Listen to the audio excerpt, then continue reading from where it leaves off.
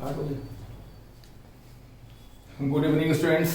तो आज हम लोग बनाने जा रहे हैं NTSP test 2 NCERT test series physics test ID 402 solution बनाने जा रहे हैं। देखिए जितनी जल्दी हो सके उतनी जल्दी समझते हुए आगे बढ़ते हुए चलेंगे। पॉइंट ए से लेके पॉइंट बी तक एवरेज वेलोसिटी फाइंड करनी है। एवरेज वेलोसिटी कैसे निकाली जाती है? एवरेज वेलोसिटी निकालने के लिए होता है डिस्प्लेसमेंट अपॉन टाइम, होता है ना, डिस्प्लेसमेंट अपॉन टाइम। तो आइए डिस्प्लेसमेंट मान लेते हैं x और टाइम मान लेते हैं t। ठीक है, तो डिस्प्लेसमेंट कैसे लिखा जाता है? डिस्प्लेसमेंट x बाई टी लिख दिया। अब हम x को कैसे लिखेंगे? x लिखने के लिए हम लोग वेलोसिटी का हॉरिजॉन्टल कंपोनेंट इस्तेमाल करते हैं। वेलोसिटी का हॉरिजॉन्टल कंपोनेंट होता है u cos थीटा और टाइम है t। तो x की जगह क्या लिखेंगे? u cos theta into time t और फिर t से ही डिवाइड हो गया, t से t कट गया और आंसर आ गया u cos थीटा। ठीक है ना, बिल्कुल सिंपल सा क्वेश्चन है और थोड़ा फ्रेश क्वेश्चन है, छोटा क्वेश्चन और फ्रेश क्वेश्चन जो पहले से कहीं देखा हुआ ना हो, बुक्स का ना हो, ऐसे क्वेश्चन इंपॉर्टेंट क्वेश्चन रहते हैं, इंपॉर्टेंट क्वेश्चन माने जाते हैं। ठीक है, आगे चले। Train accelerate from rest with a constant acceleration alpha और फिर कांस्टेंट रिटार्डेशन बीटा से चलती है और अंत में रेस्ट में फिर से आ जाती है। ठीक है, स्टार्ट फ्रॉम रेस्ट, एक ट्रेन चलती है, एक्सेलरेशन से चलती है, मैक्सिमम वेलोसिटी गेन करती है और फिर रिटार्ड होने लगती है और यहाँ तक पहुँचते पहुँचते उसकी वेलोसिटी फाइनली 0 हो जाती है। ठीक है, तो क्वेश्चन है कि अगर एक्सेलरेशन में चली गई डिस्टेंस x1 और टाइम t1 हो और रिटार्डेशन में चली गई डिस्टेंस x2 और टाइम t2 हो, तो x1 x2 और t1 t2 का रेशियो अल्फा बीटा से किस प्रकार से रिलेटेड होगा? तो देखिए ध्यान से, a से लेके b तक हम इक्वेशन बनाना चाहते हैं। First equation v is equal to u plus alpha t1, so we can say that t1 is equal to v naught by alpha. अब b से लेके c तक ये इक्वेशन बनाइए, तो 0 is equal to v naught minus beta t2, so beta t2 is equal to v naught, so t2 is equal to v naught by beta। यहाँ तक समझ में आता है भाई? सब लोगों को आता है? आता है। ठीक है, तो इस तरीके से हमने t1 t2 को डिफाइन कर दिया और अब हम लोग थर्ड इक्वेशन से x1 x2 को डिफाइन करेंगे। तो a से लेके b तक थर्ड इक्वेशन बनाने जा रहे हैं। v naught square is equal to 0 plus 2 no minus sign लगेगा, minus 2 beta x2 minus 2 beta x0 square. अच्छा, 0 यहाँ पर आएगा, ऐसा तो ना होता है ना, 0 फाइनल वेलोसिटी है और ये है v नॉट का square. So 2 beta x2 is equal to v naught square, hence x2 is equal to v naught square by 2 beta. इसी प्रकार से b से लेके c तक, पॉइंट बी से लेके पॉइंट सी तक हमने थर्ड इक्वेशन बनाए और अब हम सी से लेके बी से लेके सी तक हम लोग फिर से इक्वेशन बनाने जा रहे हैं। यहाँ पर इक्वेशन में गड़बड़ियाँ हो रही हैं, ए से लेके बी तक और फिर बी से लेके सी तक। इसी प्रकार से थर्ड इक्वेशन बनाना चाहते हैं, ए से बी तक और बी से सी तक। ए से बी तक थर्ड इक्वेशन बनाना चाहते हैं, v naught square is equal to 0 square plus 2 alpha x1। ठीक है ना, इस तरीके से x1 is equal to v naught square by 2 alpha. ठीक है ना, ये हो गई थर्ड इक्वेशन। और अब b से लेके c तक फिर से थर्ड इक्वेशन बनाए, तो 0 square is equal to v naught square minus 2 beta x2, 2 beta x2 is equal to v naught square, so x2 is equal to v naught square by 2 beta. और अब अगर हम 1 और 2 को डिवाइड करेंगे, 1 divided by 2 करेंगे तो आ जाएगा t1 upon t2 is equal to beta by alpha. और अगर हम 3 और 4 को डिवाइड करेंगे तो आएगा x1 upon x2 also is equal to beta by alpha। So we can say that we can say that x1 upon x2 is equal to t1 upon t2 is equal to beta by alpha. अच्छा सवाल है, इसको ध्यान रखिए, अच्छे से तैयारी कर लीजिए अपनी, और अब आगे चलेंगे, है ना। देखिए एक्सीलरेशन टाइम ग्राफ दिया हुआ है और मैक्सिमम वेलोसिटी पूछी जा रही है, तो आप लोगों को पता होगा कि एक्सीलरेशन टाइम ग्राफ का area of acceleration time graph change in velocity की वैल्यू बताता है, एरिया ऑफ एटी ग्राफ, ठीक है ना, चेंज इन वेलोसिटी की वैल्यू बताता है, यानी कि v2 माइनस v1 को बताता है। तो एरिया यानी कि 1/2 बेस इंटू हाइट, और आगे देखिए 1/2 बेस इंटू हाइट है 6, so this is 16 and this is 6, मतलब 22 मीटर पर सेकेंड v2, और इनिशियल वेलोसिटी 0 है, initial velocity is 0, so v2 is equal to 22 metre पर second. This is maximum velocity, this is maximum velocity because पूरे process के दौरान velocity बढ़ेगी, इसलिए लास्ट में वेलोसिटी सबसे ज़्यादा होगी। हम ये कैसे कह रहे हैं कि पूरे प्रोसेस के दौरान वेलोसिटी बढ़ेगी, इसलिए बढ़ेगी क्योंकि ये एक्सीलरेशन है और ये भी एक्सीलरेशन है। हाँ ये ठीक है, ये डिक्रीजिंग एक्सीलरेशन है, डिक्रीजिंग एक्सीलरेशन है तो क्या हुआ, है तो एक्सीलरेशन, तो वेलोसिटी बढ़ेगी, और ये तो इंक्रीजिंग एक्सीलरेशन है तो वेलोसिटी और तेजी से बढ़ेगी।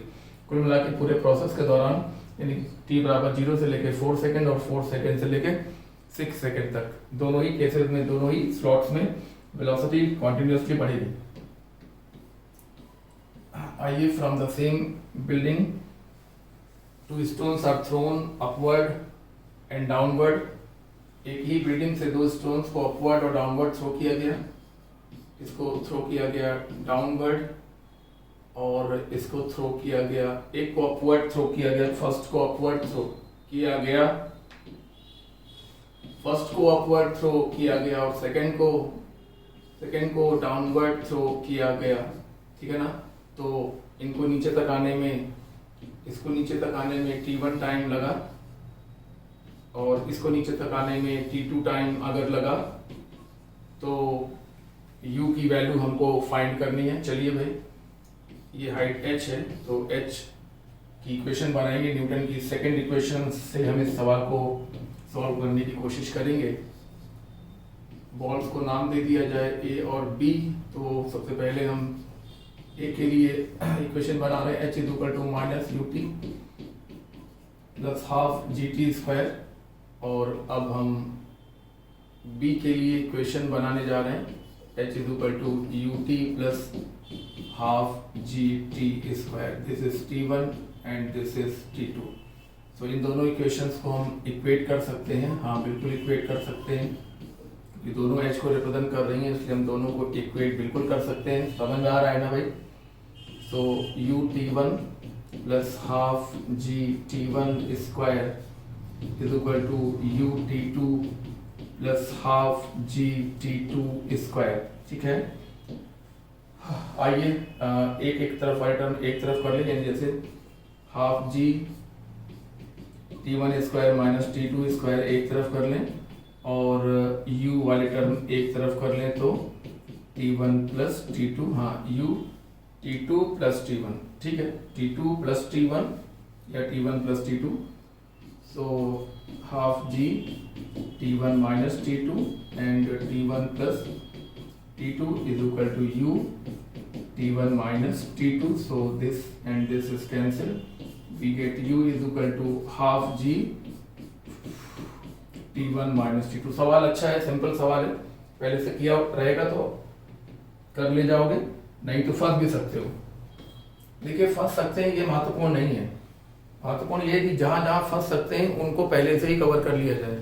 बात आपको समझ में आ रही है कि नहीं समझ में आ रही है। हम जहाँ जहाँ फंस सकते हैं अगर हम पहले से कवर करेंगे, आप जहाँ जहाँ फंस सकते हैं उन्हें पहले से कवर कर लेंगे तो फंसने की चांसेस कम हो जाएंगे, सिलेक्शन के चांसेस ज़्यादा हो जाएंगे, अच्छे नंबरों के आने के चांसेस ज़्यादा हो जाएंगे। आप लोग समझदार हैं, ज़्यादा समझाने की जरूरत नहीं है, फिर भी कभी कभी कुछ बता देते हैं आपको कि आपको अगर भूल गए हो कोई चीज़, कोई ज्ञान की बात भूल गए हो तो उसे सुन लीजिए, कम से कम दोबारा पटरी पे आ जाएंगे। आपका पटरी पे बना रहना बेहद जरूरी है। थोड़ा बहुत तो पट्टी से सभी उतरते हैं, ऐसी बात नहीं है, लेकिन ज़्यादा देर तक नहीं, बस थोड़ा बहुत अपना रिलैक्स करिए, रिलैक्स मूड में पढ़ाई करिए, ज़्यादा से ज़्यादा टाइम का उपयोग करिए, टेंशन कम से कम लेते हुए काम करिए। चलिए, 2 balls different masses thrown vertically upward, 2 balls को वर्टिकली अपवर्ड फेंका गया, एक का मास मान लीजिए m है, एक का मास मान लीजिए 4m है, दोनों को फेंका गया सेम वेलोसिटी से और दोनों ऊपर की तरफ गए और उसी बिंदु से वापस आते वक्त दोबारा गुजरे, और दोबारा जब गुजरे तो उनकी स्पीड सेम पाई गई, मतलब इसकी स्पीड भी वापस आते वक्त u थी और उसकी स्पीड भी वापस आते वक्त u थी, और ऐसा कहा गया। तो ऐसा तो होता ही है कि दोनों जब वापस आएंगे तो उसी जगह पर उनकी स्पीड सेम होगी, जो जाते वक्त होगी वही आते वक्त होगी। ये है असर्शन। रीजन दिया जा रहा है कि मैक्सिमम हाइट और टाइम ऑफ फ्लाइट जो होता है वो मासेस पर डिपेंड नहीं करता। सही बात है, मासेस अलग अलग होने के बावजूद भी मैक्सिमम हाइट और टाइम ऑफ फ्लाइट दोनों के लिए सेम है, यानी कि दोनों सही हैं और सही एक्सप्लेन भी हो रहा है। क्वेश्चन अच्छा है। रीजन असर्शन हमेशा ऐसे स्टूडेंट कर पाते हैं जिनकी सोच समझ बनी होती है, सही क्लासेस की होती है, मतलब सही जगह पर क्लासेस की होती हैं। जो लोग सिर्फ न्यूमेरिकल पर फोकस करते हैं और लॉज वगैरह जो हैं उन पर फोकस नहीं करते, थ्योरी का कोई कंटेंट नहीं होता, न्यूमेरिकल लगाते रहते हैं, ऐसे लोगों का थोड़ा दिक्कत इसलिए हो जाता है क्योंकि अच्छी क्लासेस का मतलब होता है पूरा नॉलेज का आदान प्रदान करना। पूरी नॉलेज का आदान प्रदान करने से मतलब ये है कि जो थ्योरी कंटेंट है वो भी और जो न्यूमेरिकल कंटेंट है वो भी, और न्यूमेरिकल भी रिलेवेंट होना चाहिए। रिलेवेंट से मेरा मतलब ये है कि कभी कभी उल जलूल न्यूमेरिकल लगाने का प्रोसेस शुरू हो जाता है और जिसकी वजह से जो आपके एग्जाम में जिस प्रकार के न्यूमेरिकल आते हैं उनसे आपका ध्यान हट जाता है और आप गलत दिशा में चले जाते हैं। तो बहुत रिलेवेंसी होनी चाहिए क्लासेस में, हमारे आपके बीच में ऐसा नॉलेज का लेन देन होना चाहिए जो आपके काम है, प्रॉपर काम है। मतलब चलिए, आप पैराशूट से कूदता है और 50 मीटर तक लगातार ऐसे ही गिरता रहता है। 50 मीटर तक लगातार गिरने के बाद वो पैराशूट ओपन करता है, ठीक है। 50 मीटर गिरने के बाद वो पैराशूट ओपन करता है और पैराशूट ओपन करने के बाद रिटार्डेशन स्टार्ट हो जाता है, और रिटार्डेशन स्टार्ट हो जाने की वजह से उसकी वेलोसिटी कम होने लगती है, और जब वो ग्राउंड पर पहुंचता है तो उसकी वेलोसिटी केवल 3 मीटर पर सेकेंड रह जाती है। ये है ग्राउंड लेवल। तो क्वेश्चन है कि बताइए पैराशूट कितनी हाइट से वो कूदा था प्लेन से, कितनी हाइट पर उसने बेल आउट किया था। बेल आउट करना मतलब एरोप्लेन से कूद जाना मतलब बेल आउट कर देना। कितनी हाइट से उसने बेल आउट किया था ये हमको फाइंड करना है। आइए, H1 हो गया, ये H2 हो गया, और सबसे पहले हम V1 फाइंड करेंगे। तो हम लोग सबसे पहले A से B तक इक्वेशन बना लेते हैं, फिर B से C तक बना लेंगे, ठीक है।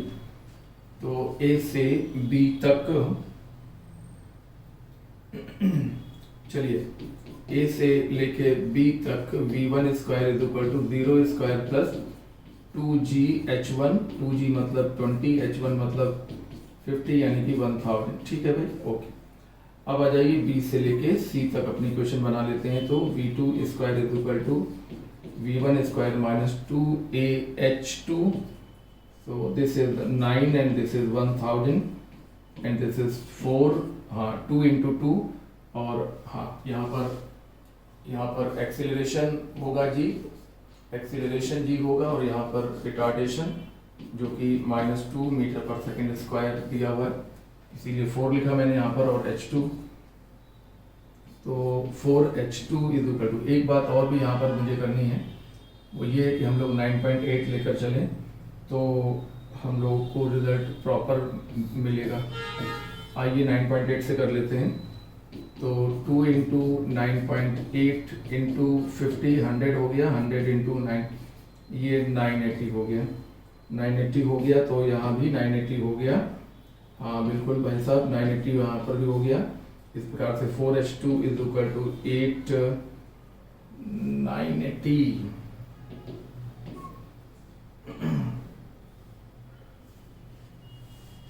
100, हाँ ठीक है भाई, 980 और 980 माइनस 9 यानी कि 971, So H2 is equal to 971 by 4.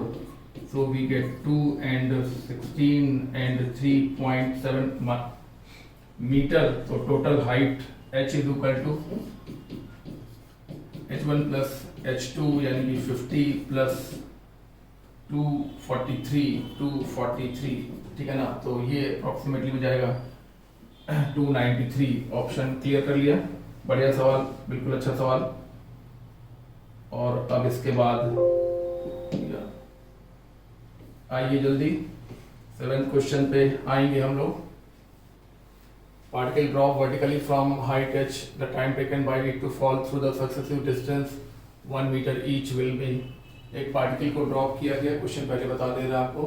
एक पार्टिकल को ड्रॉप किया गया और 1-1 मीटर वो गिरता रहा, और हर 1 मीटर में गिरने के टाइम का रेशियो हमको फाइंड करना है। 1 मीटर 1 मीटर 1 मीटर है ना। And time taken are t1 t2 t3 t4 t5 and so on. तो मुझे t1 t2 t3 फाइंड करना है और उसके आगे का अंदाजा उसी से लग जाएगा। तो आइए पहले t1 की इक्वेशन बनाते हैं।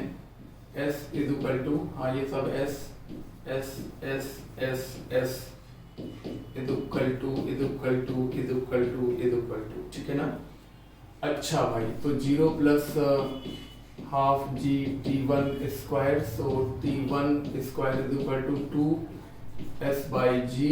सो t1 is equal to under root 2s by G. ठीक है भाई।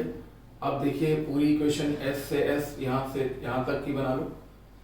इस पार्ट की इक्वेशन बनाना तो ठीक है, लेकिन सवाल फंसने लगेगा, इसलिए स्टार्टिंग से ही बना लो। स्टार्टिंग से बनाने में ये फायदा रह जाता है कि u का मान 0 रखने का मौका मिल जाता है और सोल्यूशन आसान हो जाता है। तो t1 प्लस t2 का whole square 2s, s and s 2s ठीक है। तो t1 प्लस t2 का whole square is equal to 4s by G. तो t1 plus t2 is equal to under root 4s by G. t1 की value under root 2s by G 4s by G. तो t2 is equal to under root 4s by G minus under root 2s by G. तो common क्या आएगा, under root 2s by G common आ जाएगा। तो यहाँ पर under root 2 minus 1 को हम लोग अंडर रूट 1 बोल सकते हैं, ठीक है ना। इसी प्रकार से हम लोग t3 को भी सॉल्व कर ले जरा। तो हम लोग तीनों की इक्वेशन बनाएंगे, मतलब यहाँ से लेके s s s तीनों s यानी कि 3s है ना, is equal to 0 plus half G t1 plus t2 plus t3 का होल स्क्वायर। इस तरीके से t1 plus t2 plus t3 का होल स्क्वायर बराबर आ जाएगा 6s बाई जी, और अंडर रूट लगा देंगे तो ये आ जाएगा। इसमें t1 प्लस t2 की value under root 4s by G रखेंगे और t3 कैलकुलेट हो जाएगा 6s बाई जी। तो इसको उधर लेकर जाएंगे इस तरीके से। t3 is equal to under root 6s by G minus under root 4s by G. इस तरीके से अंडर रूट 2s बाई जी अगर हम बाहर ले लेंगे तो ब्रैकेट में under root 3 minus under root 2 आएगा। तो आप देख पा रहे होंगे पैटर्न सेट हो रहा है, और पैटर्न ये सेट हो रहा है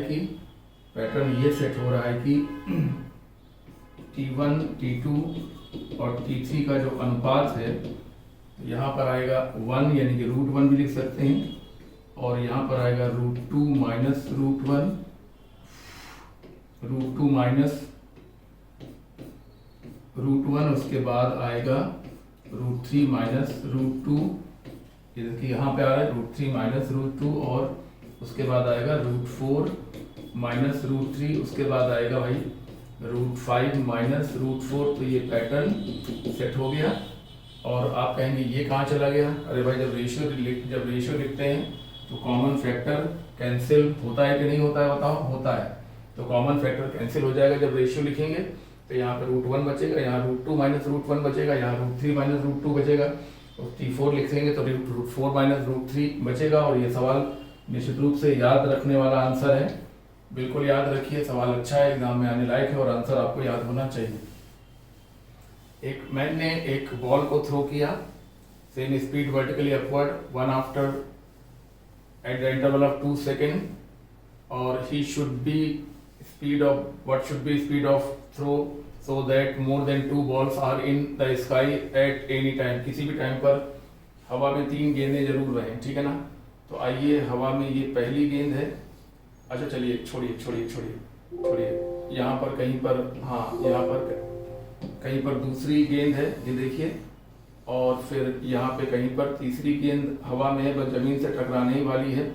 तो ये फर्स्ट हो गया, ये सेकंड हो गया और ये थर्ड हो गया। हमने 3 क्यों लिया? क्योंकि मोर देन 2 लिखा हुआ है तो हम 2 नहीं ले सकते, और मोर देन 2 लिखा हुआ है तो 2 के आगे हम 3 ले सकते हैं। तो क्वेश्चन है कि बताइए बॉल्स को किस वेलोसिटी से थ्रो किया गया था। ये देखिए, ये बॉल थ्रो की जा रही है इस समय, और हमें इस u की वैल्यू को हमें फाइंड करना है। मतलब क्वेश्चन ये है कि किस वेलोसिटी से फेंकें कि कम से कम 3 बॉलें हवा में रहें। तो 3 बॉलें हमने हवा में दिखा दी, और चौथी बॉल अभी जमीन पे है जो कि हवा में नहीं पहुंची है, तो उसको काउंट नहीं किया जाएगा। अब आइए हम देखते हैं कितने इंटरवल हैं यहाँ पर। तो एक इंटरवल है 2 सेकंड का ये, ठीक है ना, और एक इंटरवल है 2 सेकंड का ये, और एक इंटरवल है 2 सेकंड का ये, है ना। तो कुल मिला के जो टाइम हवा में जो टाइम लग रहा है वो 6 सेकंड लग रहा है। तो टाइम ऑफ फ्लाइट जाने आने का होता है 2u/g, है ना। 2u/g should be greater than 6 second.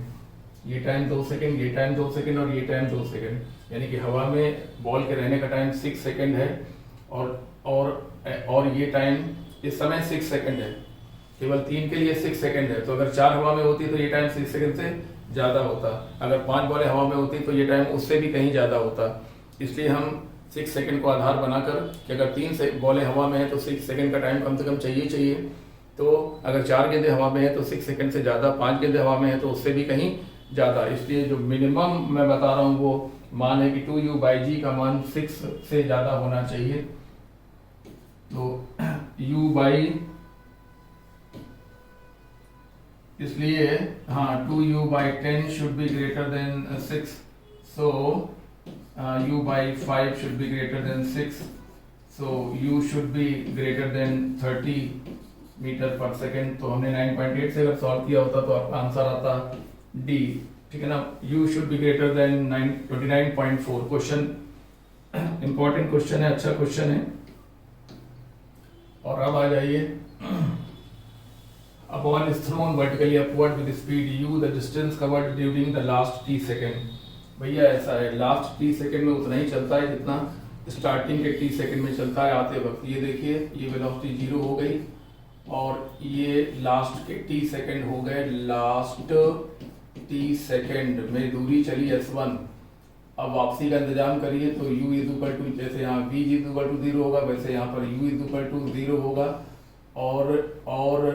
और स्टार्टिंग के t सेकंड में उतना ही चलेगा जितना जाने वक्त लास्ट t सेकंड में चला था, ठीक है ना। तो ये s2 कितना होगा? s2 होगा ut plus half gt square, ठीक है ना। तो s1 भी इतना ही होगा, ठीक है ना, क्योंकि आते वक्त स्टार्टिंग के t सेकंड और जाते वक्त लास्ट के t सेकंड बिल्कुल सेम पैटर्न होता है। कंजर्वेटिव फोर्सेस के अंडर में जो पैटर्न ऊपर जाते वक्त होता है वही पैटर्न नीचे आते वक्त होता है। बहुत अच्छा क्वेश्चन है और आसानी से सॉल्व भी हो जाता है। कॉन्सेप्ट क्लियर होगा तो जल्दी जल्दी सारा काम हो जाएगा। अब सेक्शन रीजन है, an object can have constant speed but variable velocity. जैसे सर यूसीएल में होता है कि बॉडी की स्पीड कांस्टेंट रहती है लेकिन डायरेक्शन बदलते रहने की वजह से वेलोसिटी को वेरिएबल बोला ही जाता है और बोलना भी चाहिए। और कारण ये लिखा हुआ है कि स्पीड, क्योंकि स्पीड स्केलर है और वेलोसिटी वेक्टर है। बिल्कुल सही बात है। यूसीएम में, किसमें बताओ, यूसीएम में स्पीड कांस्टेंट मानी जाती है क्योंकि स्पीड सिर्फ मान को कहते हैं, और वेलोसिटी वेरिएबल मानी जाती है क्योंकि वेलोसिटी मान with direction, value with direction को कहते हैं। इसलिए यूसीएम में स्पीड कांस्टेंट होता है और वेलोसिटी वेरिएबल होता है क्योंकि स्पीड स्केलर है और वेलोसिटी वेरिएबल है। बहुत ही बढ़िया, ये ऑप्शन होगा। दोनों सही है और एक्सप्लेनेशन भी अच्छे से कर रहा है। रीजन असर्शन का, A small block slide without friction down inclined plane starting from rest. Let S n be the distance traveled between n minus 1 and n second. मान लो ये 9 है और ये 10 है, तो 9 और 10 सेकेंड के बीच में बिटवीन, हाँ, ट्रेवल्ड फ्रॉम t बराबर 9 टू t बराबर 10. ये देखिए, ये स्टार्ट फ्रॉम रेस्ट, ये क्या, ये समझो बात को, समझा रहे हैं. ये है पूरा 10 सेकेंड, ये है पूरा 10 सेकेंड, और ये है देखिए 9 सेकेंड. तो इसे क्या बोलेंगे, बताओ इसे क्या बोलेंगे. इसे बोलेंगे 10th सेकेंड. क्या बोलेंगे, 10th. अरे भैया समझो, ये है 10 सेकेंड पूरा और ये है 9 सेकेंड, ये तो इसे बोलेंगे 10th सेकेंड. यानी 9 सेकेंड के बाद वाला 1 सेकेंड होता है 10th सेकेंड, ठीक है ना. या 10th सेकेंड में आखिरी का 1 सेकेंड, आखिरी का अंदर का 1 सेकेंड होता है, ये समझो. यही होता है 10th second. 10th second equal to होता है 1 सेकेंड, समझ गया ना. 10th सेकेंड 1 सेकेंड होता है. 11th सेकेंड भी 1 सेकेंड होता है. 15th सेकेंड वो भी 1 सेकेंड होता है. 15th सेकेंड का मतलब क्या होता है, 14 सेकेंड के बाद वाला 1 सेकेंड, ठीक है. इसी प्रकार से ये है nth सेकेंड. देखो ना, ये 9 और ये 10, तो ये 10th सेकेंड. तो n-1 और ये n, तो ये nth सेकेंड. तो ये क्या लिखा है, n+1th सेकेंड. ये क्या लिखा है, n+3 n+3rd सेकेंड. चलिए हम पहले आपको बताएं, nth सेकेंड में चली गई दूरी का फॉर्मूला. n सेकेंड बराबर u plus half a 2n-1. Initial velocity 0 है, तो हाफ a 2n-1 होगा. तो चलिए n+1th सेकेंड में चली गई दूरी लिखिए. हाँ जी, ये भी 1 सेकेंड है. u प्लस हाफ a 2 और n की जगह पर n+1-1. समझ पा रहे हैं कुछ मेरी बात को? अगर नहीं समझ पा रहे हैं तो आकर मिलिए, पूछिए, आकर मिल सकते हैं, पूछ सकते हैं. अदरवाइज टाइम कम रहता है सभी के पास. तो 9918000071 इस पर व्हाट्सएप पे कोई चीज पूछना हो तो पूछ सकते हैं, ठीक है ना. नंबर ये मैंने आपको दे दिया है. इस पर कोई चीज ऐसी लग रही है आपको जो टेस्ट के बारे में बात करनी है, कोई बात, तो इस पर फोन कर सकते हैं शाम को, है ना. दिन भर क्लासेस चलती हैं इसलिए मैं आपसे बात कर रहा हूँ. या फिर व्हाट्सअप कर दीजिए, तो जब हम व्हाट्सअप देखेंगे तो उसके बाद जब भी हमें टाइम मिलेगा उसका रिप्लाई हम प्रॉपरली देंगे, ठीक है. तो ये हो गया 2n+1, ठीक है.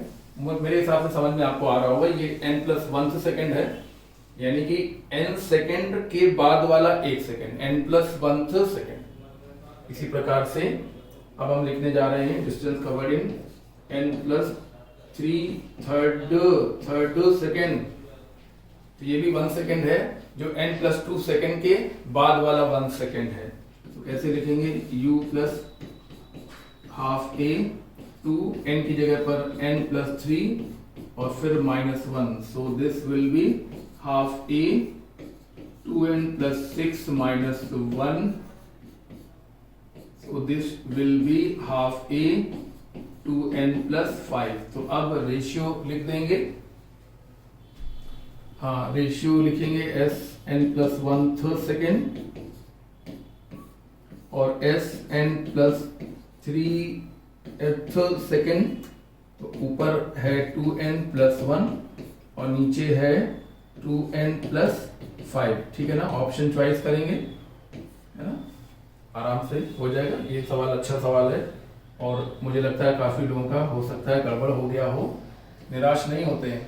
गड़बड़ हो गया, अच्छा हुआ. आज गड़बड़ हो गया, गड़बड़ होने वाले क्वेश्चन तो दिख गए, है ना. आज गड़बड़ हो गया तो सीखा भी, तो सीखा तो आगे से कोई गड़बड़ी नहीं होगी. यही फायदा है, यही टेस्ट का फायदा. और क्या है, और क्या है. क्यों आदमी टाइम खराब करता है, क्यों अपना टाइम वेस्ट कर रहे हैं इतने बजे रात को. ये देखिए 9 बजने वाला है, वीडियो बना रहे, पूरे दिन से पेपर बना रहे, तो आपको समझाने की कोशिश कर रहे हैं. तो ये सब क्या है, ये सब इसलिए है कि आपको कुछ मिल जाए, आपका काम बन जाए. यही इरादा, और कुछ नहीं चाहिए. A particle located x बराबर 0 at time t बराबर 0 start moving along the positive x direction with velocity v that varies v is equal to alpha under root x. The displacement, velocity की मदद से displacement कैसे निकाला जा सकता है ये आप लोग अच्छी तरह जानते हैं। velocity की मदद से displacement निकालने के लिए velocity को हम dx by dt लिख सकते हैं, वो हम लिखेंगे under root x। तो dv velocity dx by dt क्या लिखा है हमने, velocity dx by dt, चुप रहो, velocity dx by dt, dx by dt। तो यहाँ पर 1/√x dx is equal to alpha dt। तो इसका मतलब है x की पावर हाफ dt e की पावर x पर half dx is equal to alpha t। तो दोनों तरफ integration alpha dt,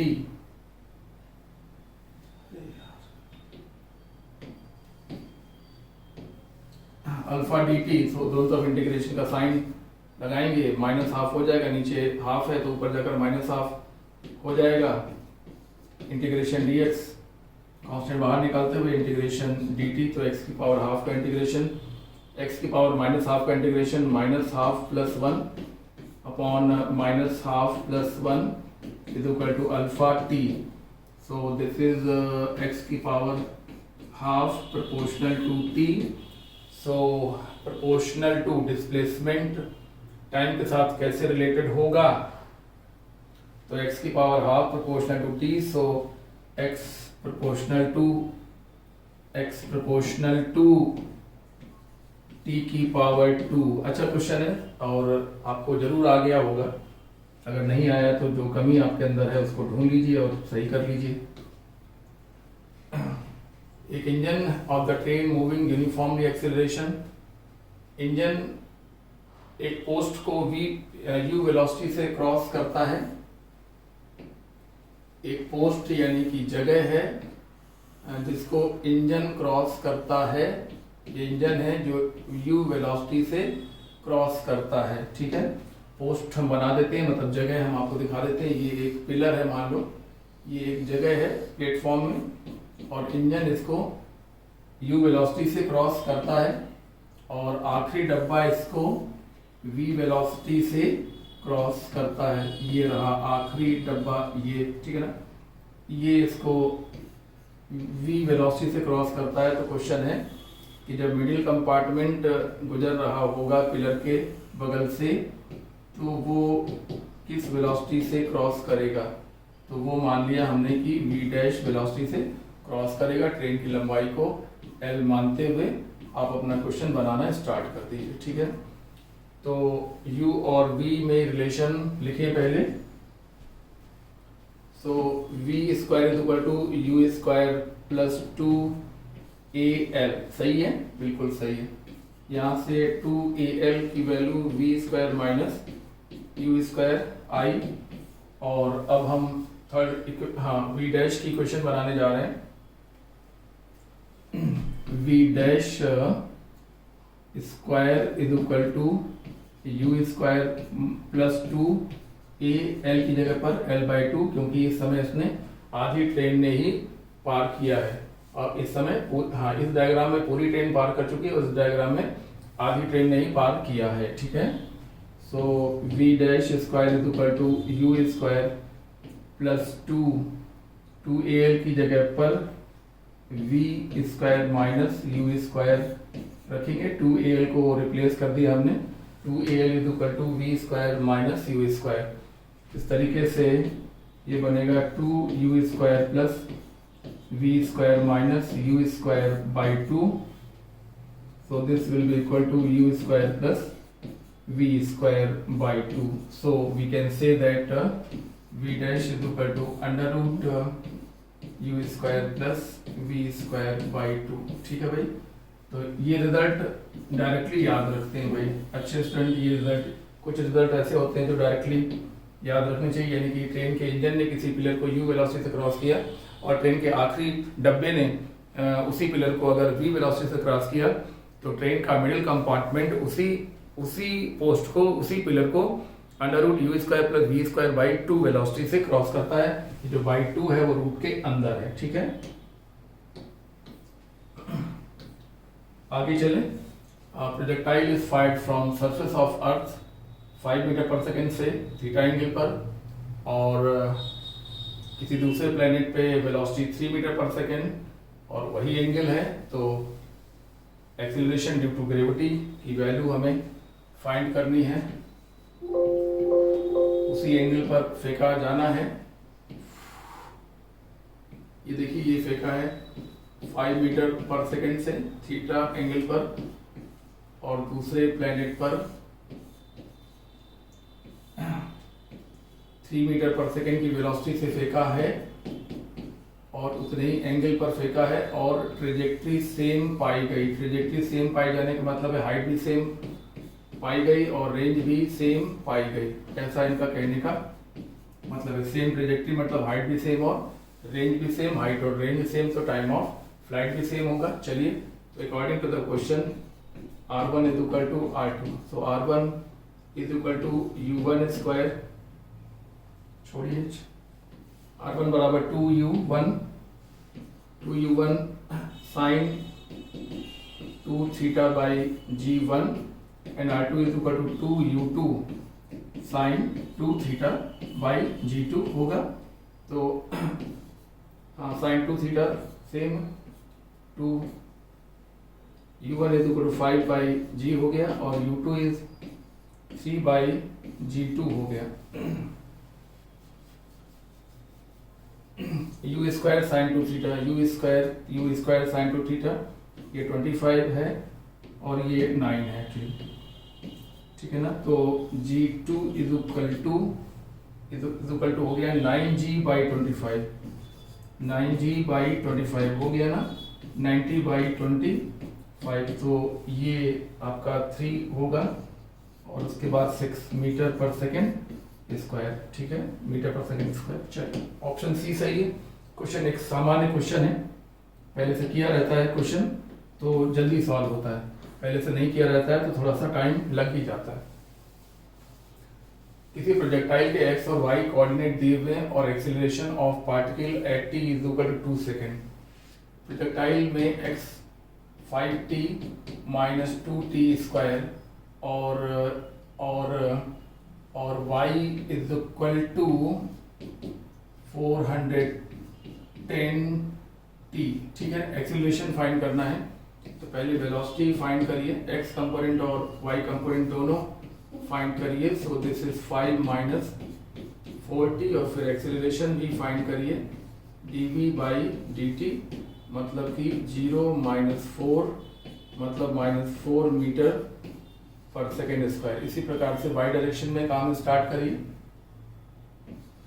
dy find करिए, dy by dt, so this will be 410, t का 1 हो गया, then ay is equal to 0, so the acceleration is equal to under root ax square plus ay square. We can see that y direction में कोई acceleration नहीं है, केवल x direction में acceleration है, तो एक्सीलरेशन जो कि एक्सीलरेशन x डायरेक्शन के एक्सीलरेशन के बराबर ही मान लिया जाएगा। ऐसा क्यों कर दिया जाएगा? क्योंकि y डायरेक्शन में कोई एक्सीलरेशन नहीं है, एक्सीलरेशन सिर्फ x डायरेक्शन में है, वही नेट एक्सीलरेशन माना जाएगा, वही नेट एक्सीलरेशन होगा। क्वेश्चन ठीक है।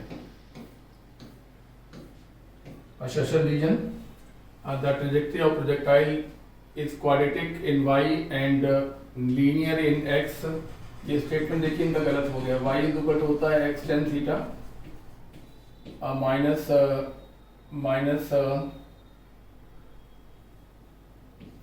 g square upon 2u square cos square theta और इनटू x स्क्वायर, यानी कि x क्वाड्रेटिक होता है, y लीनियर होता है। यहाँ पे लिखा हुआ है y is quadratic in y and linear in x, गलत हो गया, ये गलत हो गया। दूसरा, y component of trajectory is independent of x component. जरा देखिए, y x से इंडिपेंडेंट नहीं है, x के अलग अलग मानों पर y के मान भी अलग अलग होते हैं। हाँ भैया, प्रोजेक्टाइल अब जानते हो ना, देखिए ऐसा चलता है। तो x के अलग अलग मानों पर y का मान अलग अलग, देखिए ये x1 और ये y1, यहाँ से यहाँ तक देखिए तो ये पूरा x2 और x2 पर y का मान बदल जाएगा, ये पूरा देख लीजिए। अगर ये पूरा x3 है तो ये देखिए y3 है, यानी कि x के अलग अलग मानों पर y के मान अलग अलग होते हैं, इसलिए ये रीजन भी गलत स्टेटमेंट है। इसलिए आपका ऑप्शन होगा डी, क्वेश्चन निश्चित रूप से अच्छा है, डेफिनेट अच्छा क्वेश्चन है।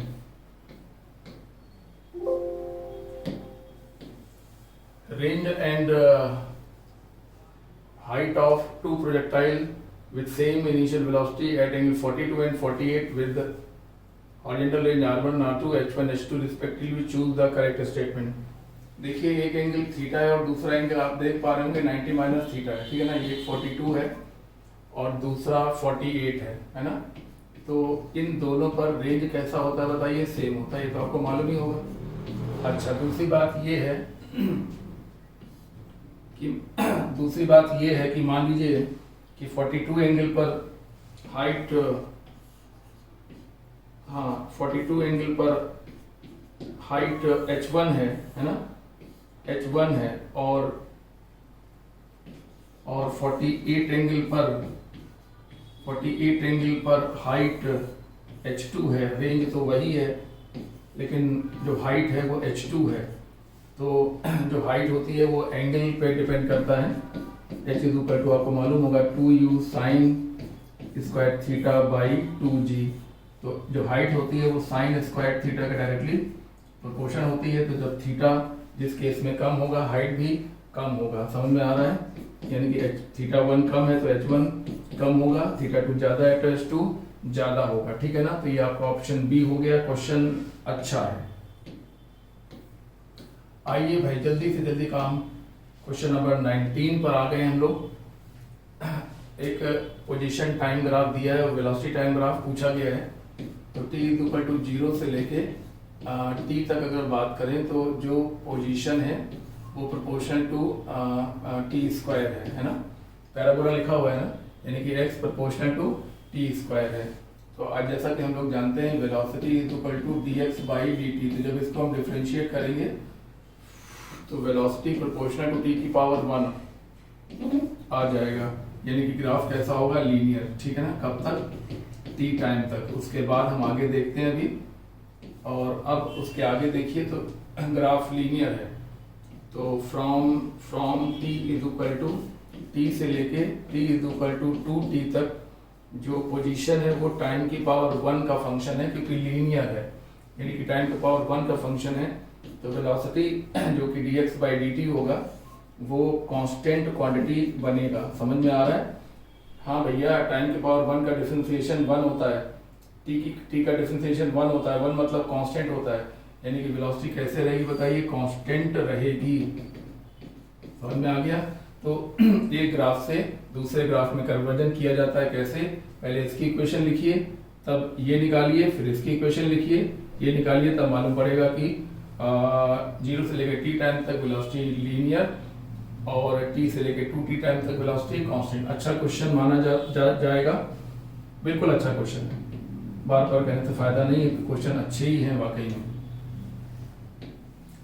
Car start from rest, acceleration दिया हुआ है 5t बराबर 4 second, ball drops out window. अच्छा, एक कार से एक कार की इनिशियल वेलोसिटी 0 है और ये 4 सेकेंड तक चलती रहती है।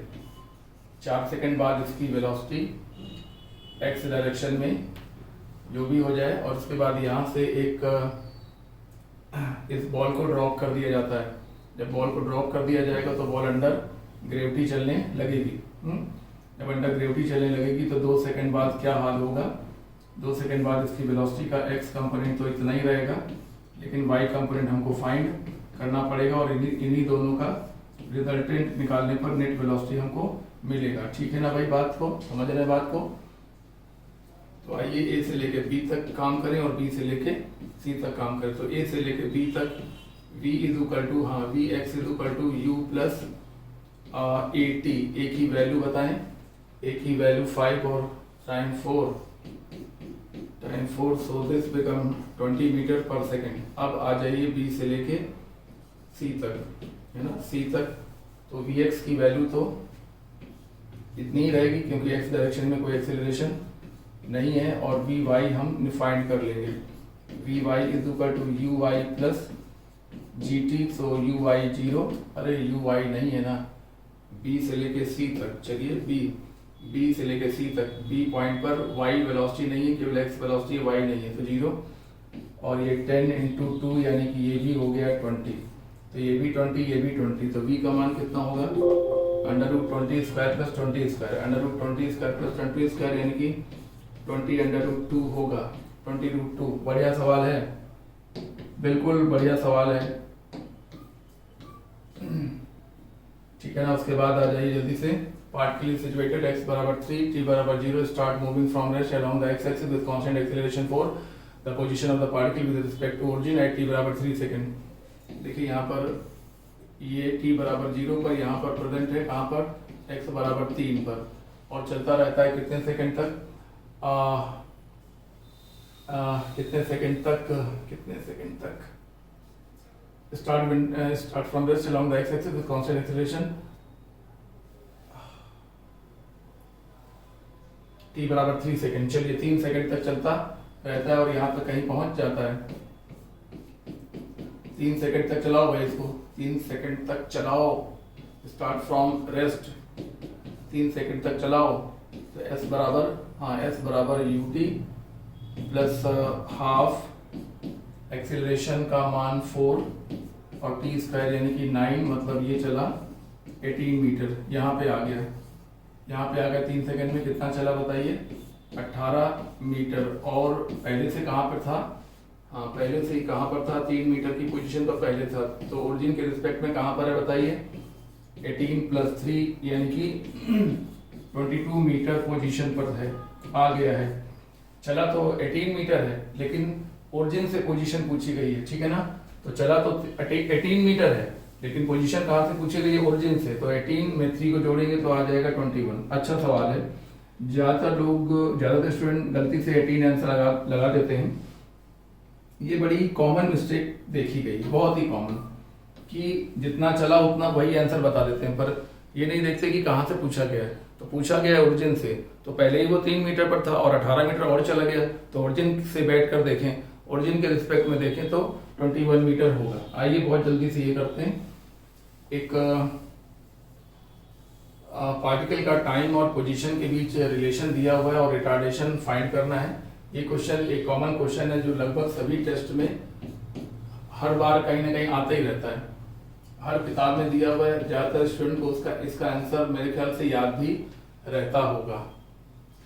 तो हमें रिटार्डेशन फाइंड करना है, तो हम पहले इसको डिफरेंशिएट करेंगे with respect to time, differentiate with respect to time, तो ये 1 हो गया, और ये 2ax dx बाई dt, और यहाँ पर b dx by dt, so this is 1 is equal to 2ax v plus bv, v को कॉमन ले लेंगे तो 2ax plus v, 2ax plus b, और कॉमन आ गया v। हम v इसलिए फाइंड करना चाहते हैं क्योंकि v से हम a फाइंड कर पाएंगे, वेलोसिटी से हम एक्सेलरेशन या रिटार्डेशन फाइंड कर पाएंगे, ठीक है ना। इस वेलोसिटी को हमें डिफरेंशिएट करना है, तो इसको हम डिफरेंशिएट करने की तैयारी करने के लिए इसको हम पावर -1 लिखकर अब एक्सीलरेशन फाइंड करेंगे।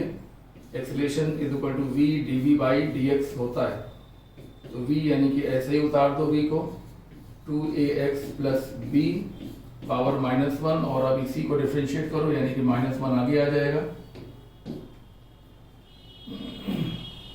-1 आगे आ जाएगा, और 2ax प्लस b की पावर -2, ठीक है ना, और इसको दोबारा करेंगे तो 2a और आएगा, ठीक है।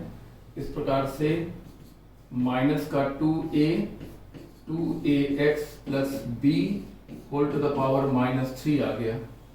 अब जब पावर -1 v है तो पावर -3 होगा तो v क्यूब हो जाएगा, तो एक्सीलरेशन है ना proportional to 2ax plus b की पावर -3। तो 2ax प्लस बी की पावर -1 v है, तो 2ax प्लस बी की पावर -3 मतलब v का क्यूब होगा। बहुत बढ़िया सवाल, ठीक है ना। और आंसर होगा 2a v cube, 2a beta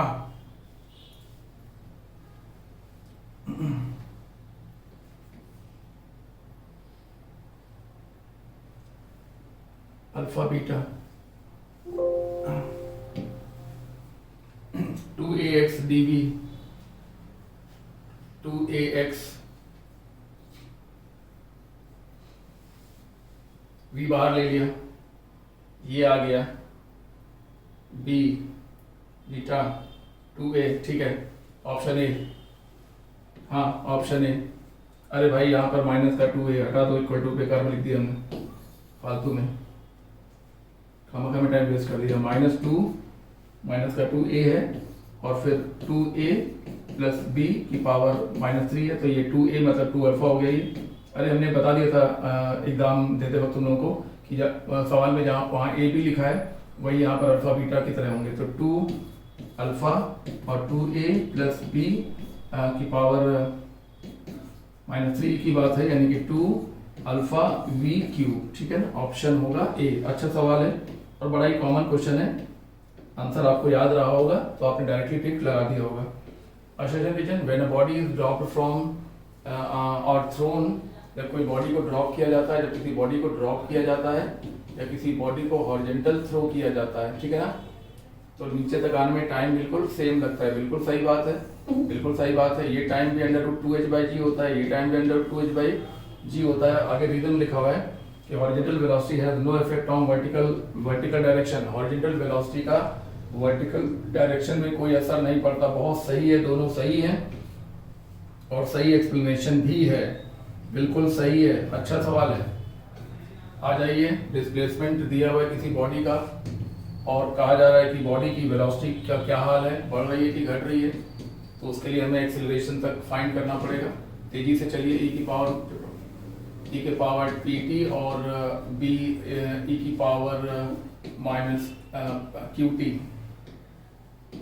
हमें ये पता लगाने की वेलोसिटी बढ़ रही है कि घट रही है, तो इसके लिए हमें एक्सेलरेशन तक पहुंचना पड़ेगा। उसके लिए पहले v फाइंड करो और तब आगे बढ़ो, ठीक है। तो ये हो गया माइनस का ap और e की power -pt plus bq e की पावर e की पावर qt। और इस प्रकार से एक्सेलरेशन फाइंड करेंगे तो dv/dt करेंगे, तो फिर से भाई p बाहर आएगा तो प्लस आ जाएगा ap² e की पावर -pt प्लस bq और आएगा तो q² e की पावर qt। तो अब ये देख लीजिए ap² अपॉन e की पावर pt और bq² e की पावर qt। तो ये भी फैक्टर पॉजिटिव है और ये भी फैक्टर पॉजिटिव है। यहाँ निगेटिव लिखने का मतलब ये सुना था कि ये नेगेटिव हो गया, पावर नेगेटिव है, पावर नेगेटिव आने पर पॉजिटिव भी तो हो जाती है। तो ये फैक्टर भी पॉजिटिव है और ये फैक्टर भी पॉजिटिव है, यानी कि ये पूरा फैक्टर कैसा होगा, पॉजिटिव होगा, यानी कि ये एक्सीलरेशन होगा और एक्सीलरेशन होगा तो वेलोसिटी लगातार, वेलोसिटी टाइम के साथ लगातार बढ़ेगी। वेलोसिटी टाइम के साथ कैसे बढ़ेगी, कैसे बढ़ेगी, एक्सपोनेंशियली बढ़ेगी, एक्सपोनेंशियल ग्रोथ होगी। बहुत अच्छा सवाल है, बिल्कुल अच्छा सवाल है, मतलब है। आइए अब इसके आगे चलते हैं। डीपीपी कहाँ चला गया, ओके, तेजी से चलें। और ये सवाल दे दिया गया, कहा गया कि एवरेज स्पीड और एवरेज वेलोसिटी बताइए। देखिए पूरा ग्राफ प्लस v में बना हुआ है, पूरा ग्राफ प्लस v में बना हुआ है, यानी कि बॉडी अभी जा रही है, अभी भी बॉडी जा रही है, अभी भी बॉडी जा रही है, अभी भी बॉडी जा रही है। नहीं समझ में आ रहा, नहीं आ कहाँ रही है, अरे जब तक वेलोसिटी पॉजिटिव होगी बॉडी जा ही रही है। वेलोसिटी बढ़ रही है, स्कूटर जा रहा है, वेलोसिटी कांस्टेंट है, स्कूटर जा रहा है। वेलोसिटी घट रही है लेकिन स्कूटर जा ही रहा है, वेलोसिटी कांस्टेंट है, स्कूटर जा रहा है, यानी कि आना हुआ ही नहीं है। और जब आना हुआ ही नहीं है तो अरे भैया जब आना हुआ ही नहीं, जा ही रहा है, जा ही रहा है, जा ही रहा है, तो जो डिस्टेंस होगा वही डिस्टेंस भी x होगा और डिस्प्लेसमेंट भी x होगा, इसलिए जो एवरेज स्पीड का आंसर आएगा वही एवरेज वेलोसिटी का आएगा। क्वेश्चन बेहद इंपॉर्टेंट है, निश्चित रूप से इंपॉर्टेंट है, निश्चित रूप से इंपॉर्टेंट है। अब आ जाइए, an object is projected with velocity 20 metre पर second making it 45 with horizontal, the equation of height is this where h is height x, the horizontal distance and a and b constant हैं, तो a और b का अनुपात क्या प्रदर्शित करेगा? a और b का अनुपात क्या रिप्रेजेंट करेगा? a और b का अनुपात रेंज रिप्रेजेंट करेगा। मालूम है रेंज बराबर होता है a अपॉन b, या आप ये कह सकते हैं कि a upon b is equal to range होता है। ये हम जब प्रोजेक्टाइल पढ़ाना शुरू करते हैं तो पहले लेक्चर में ही ये बात डिस्कस होती है, पहले पन्ने में चौथी लाइन में ही ये बात हम लोग डिस्कस करते हैं कि अगर प्रोजेक्टाइल मोशन की इक्वेशन y, प्रोजेक्टाइल मोशन की इक्वेशन इसके जैसी दिखती है, y is equal to ax minus B X square, और तब हम लोग पढ़ाते हैं कि range is equal to angle of projection tan theta is equal to a होगा, range is equal to a upon b होगा, height is equal to a square by 4b होगा। तो a और b पहचान कर हम सब कुछ निकाल लेते हैं। अच्छा भाई, अब आ जाइए हम लोग फाइंड करेंगे रेंज। रेंज यानी कि u square sine 2 theta by G, so u square is equal to 400 और साइन 2 थीटा मतलब sine 91 by 10, so this will be equal to क्या है a अपॉन b का ratio sin 2 theta by g is square 20 meter per second making angle 45 degree with the horizontal. The equation of directed is बराबर a x minus b x square where h is the height and x is the horizontal distance traveled by the body and a and b are constant. Then ratio a is to b u square sin 2 theta u square 20 meter per second 400 by u square to the by a upon b range, a upon b range होता है a upon b, equation for the trajectory 20 metre पर second making angle 45 degree 1:40 आ तो रहा है क्या 40:1, वो तो क्या फालतू में देख रहे थे जैसे हम इसको देखने में लगे हुए पर नीचे देख ही नहीं रहे, और वो तो बिल्कुल नहीं देख रहे, तो ऑप्शन होगा डी। चलिए आगे बढ़िए, देखिए ball is throne with speed u and angle theta, find radius of curvature of the path at the highest point. Highest point पर रेडियस ऑफ कर्वेचर फाइंड करना है, हाईएस्ट पॉइंट पर रेडियस ऑफ कर्वेचर हमको find करना है। ये u है, ये एंगल थीटा है और ये रहा हाईएस्ट पॉइंट। तो हमने आपको हमेशा तो बताया कि किसी भी जगह पर मुड़ने के लिए हमें अभिकेंद्र बल या बॉडी को अभिकेंद्र बल की आवश्यकता पड़ती है, और अभिकेंद्र बल कोई नया बल नहीं है, वो उन्हीं पुराने बलों से ऑब्टेन किया जाता है जो बॉडी पर पहले से लग रहे होते हैं। ये हाईएस्ट पॉइंट बी है और हम बी पर अपनी इक्वेशन बनाने जा रहे हैं। एट बी घूमने के लिए जो सेंट्रीपिटल फोर्स मिलेगा वो किससे मिलेगा बताइए? mg से मिलेगा। सेंट्रीपिटल फोर्स मतलब mv स्क्वायर बाई r है ना, is equal to mg। Highest point पर वेलोसिटी बताइए, वेलोसिटी होती है u cos थीटा, तो उसका square u square cos square theta by r is equal to mg। m से m कैंसिल हो जाएगा है ना। घूमने के लिए जो अभिकेंद्र बल मिलता है वो हमेशा प्रोजेक्टाइल मोशन में किसी दूसरे फोर्स से मिलता है, कोई नया बल नहीं है। वो किससे मिलेगा? mg से मिलेगा। mg आपके सामने बना हुआ है, तो m से m कैंसिल हो गया और रेडियस ऑफ कर्वेचर हो गया u square cos square theta upon g। Highest point पर हमने एक क्षण के लिए सर्कुलर पाथ, हाँ इस जरा सी जगह को हमने सर्कुलर मान लिया, और सर्कुलर मान लिया तो सर्कुलर के लिए अभिकेंद्र बल चाहिए। अभिकेंद्र बल कैसे मिलता है आपको मालूम है, अभिकेंद्र बल mg से मिलेगा और कोई फोर्स है ही नहीं। और ये क्वेश्चन बहुत इंपॉर्टेंट, बहुत ही ज्यादा और छोटा सा क्वेश्चन, जरा सा क्वेश्चन, बहुत important question. Projectile can have same range r for two angles, तो t1 और t2 का रेशियो क्या होगा? अरे भाई तुम जानते हो ना, थीटा एंगल और 90 माइनस थीटा, ये थीटा हो गया, और ये बड़ा वाला एंगल जो क्या बताओ 90 माइनस थीटा। इन दोनों में रेंज कैसा होता है? सेम होता है, लेकिन टाइम ऑफ फ्लाइट सेम नहीं होता है, और टाइम ऑफ फ्लाइट का जो प्रोडक्ट होता है वो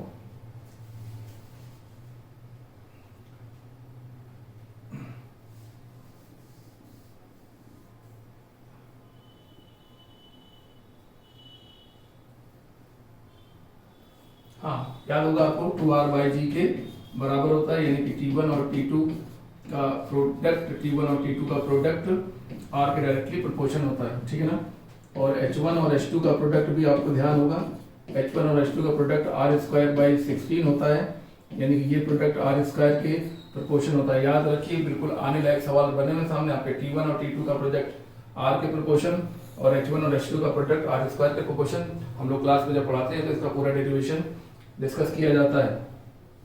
एक काम कर लेना, तुम रूम में बैठे हो तो T1 लिखना, T2 लिखना और R से डिवाइड कर देना, तो तुम्हारे को सॉल्व करने पे 2/g आएगा।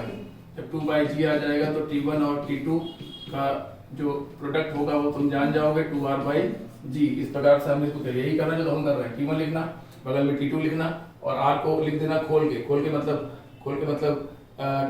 2u cos थीटा फिर u sin theta by g cut जाएगा और ये आ जाएगा।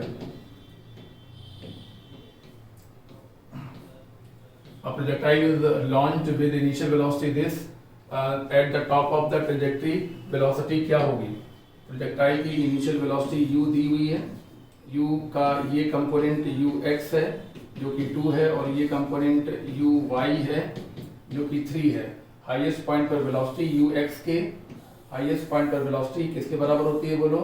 हाईएस्ट पॉइंट पर वेलोसिटी होती है ux के बराबर। ux के बराबर मतलब कितना बताइए? 2 मीटर पर सेकंड। देखिए 10 सेकंड भी नहीं है, कुछ लोगों ने तो इसको डायग्राम तक नहीं बनाया होगा, क्योंकि उनको मालूम है कि हाईएस्ट पॉइंट पर वेलोसिटी हॉरिजॉन्टल होती है और वो इनिशियल हॉरिजॉन्टल वेलोसिटी के बराबर होती है। तो इनिशियल हॉरिजॉन्टल वेलोसिटी क्योंकि 2 मीटर पर सेकंड है तो हाईएस्ट पॉइंट पर वेलोसिटी भी 2 मीटर पर सेकंड होगी। ये देखिए ऑप्शन बी होगा। तो इस प्रकार से इस पेपर में जितने भी जरूरी क्वेश्चन थे वो हम लोगों ने सॉल्व कर लिए हैं।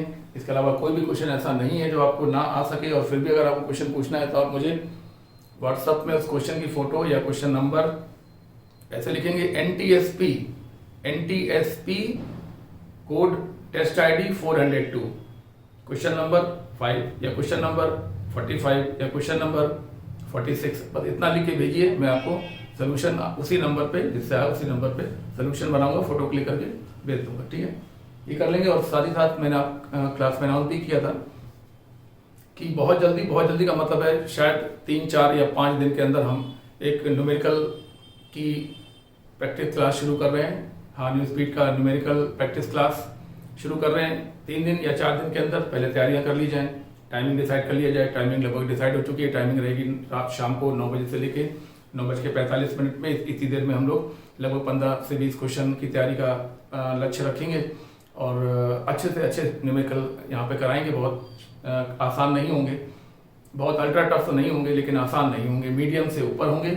और वो क्वेश्चन ऐसे होंगे जो आप जब देखेंगे सुनेंगे उनका सोल्यूशन आप देख रहे होंगे। हाँ, ऐसे ही कराएंगे, क्वेश्चन सामने लिखा होगा, सोल्यूशन बनवाएंगे और PDF आपको सेंड करेंगे। तो जो लोग इस प्रोग्राम से जुड़ेंगे वो उनका ग्रुप बनेगा, उनका चैनल बनेगा और उनके ग्रुप में चैनल में हम जो PDF आज कराने वाले होंगे उसका PDF पहले ही 1 घंटे पहले सेंड कर दिया जाएगा। आपके पास PDF रहेगा, यहाँ पर भी लिखा रहेगा, सोल्यूशन बगल में बनेगा। आप उसको अच्छे से एंजॉय करिए। इसी बहाने आप न्यूमेरिकल की प्रैक्टिस करेंगे। जैसे इस टेस्ट के बहाने आप फिजिक्स पढ़ने लगे हैं, लोग हमसे कह रहे हैं कि नहीं हमारे पास उद्देश्य आ गया है, हम टेस्ट में आने वाले टॉपिक्स पढ़ते हैं, आते हैं और अच्छा पेपर होता है हमारा। फिजिक्स में कुछ इम्प्रूवमेंट होने लगा है, पहले भी इम्प्रूवमेंट था, अब और होने लगा है, पढ़ने का बहाना मिलने लगा है, एक उद्देश्य मिल गया है। अब हम टाइम वेस्ट नहीं करते। अब हमको ये अब हमारे मन में ये बात नहीं आती कि हमने ये पढ़ लिया तो अब क्या पढ़ें। जब हम सब पढ़ लेते हैं तो हमको ध्यान आता है कि हमारा NTSP लगा हुआ है सैटरडे को, तो हम उसका टॉपिक तैयार करने लगते हैं। क्योंकि NTSP जो है वो चैप्टर वाइज हो रहा है, एक बार में एक चैप्टर या 2 ही चैप्टर आ रहे हैं, तो आपको डेप्थ में पढ़ने का मौका मिलेगा और आप बेहतर अपनी तैयारी कर सकते हैं। तो क्योंकि आप एक बार में 2 चैप्टर पढ़ने हैं, आप सैटरडे को आपका पेपर है तो आप फ्राइडे या थर्सडे से पढ़ना शुरू मत कीजिए। आप मंडे या ट्यूसडे से पढ़ना स्टार्ट कर दीजिए और पढ़ने के साथ साथ आप सैटरडे आफ्टरनून तक जितना पढ़ना था उतना पढ़ लीजिए, फिर रिलैक्स होकर पेपर देने आइए। जब आप पढ़कर पेपर देने आएंगे तो आपका पेपर अच्छा होगा। तो जिस प्रकार से NTSP के माध्यम से, मतलब इस टेस्ट सीरीज के माध्यम से आपको पढ़ने का बहाना मिल गया है और आप ज़्यादा बेहतर करने लगे हैं और सारे पेपर खत्म होते होते आपको इतने क्वेश्चन टेस्ट में मिल जाएंगे, उनके सोल्यूशन मिल जाएंगे और उम्मीद है कि नीट में उन्हीं से कोई सवाल आ जाएगा। इसके साथ ही साथ आपको कॉन्फिडेंस हाई रहे और आपको ये ना लगे कि आप कम न्यूमेरिकल लगाते हैं या कम न्यूमेरिकल लगा पाते हैं।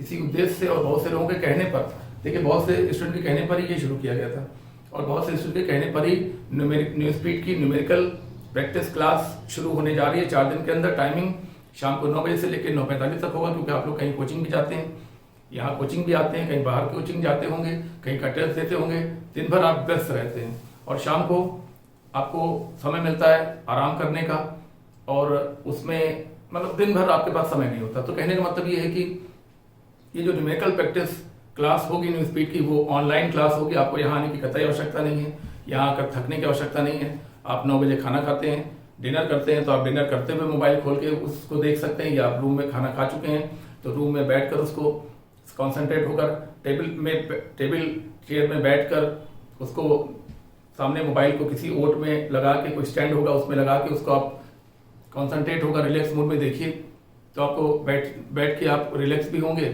है ना। आने जाने का, दौड़ने भागने का टाइम भी आपका बच जाएगा। या आप अगर 10 बजे के बाद खाना खाते हैं तो पहले 9 से 9:45 तक इसको देख लीजिए, फिर 10 बजे आप खाना वाना खा लीजिए। या फिर अगर आप पहले कर लेते हैं या फिर आप अपनी डिनर करने के दौरान भी इसको देख सकते हैं। वो देखिए आपका इश्यू है, वो आपका मामला है, वो आपका नेचर है, वो आप तय करिए। लेकिन हम इसको 3 या 4 दिन के अंदर स्टार्ट कर देंगे, आपको प्रॉपर खबर मिल जाएगी और आप अपने हिसाब से उसका लाभ उठा सकते हैं। चलिए, गुड नाइट।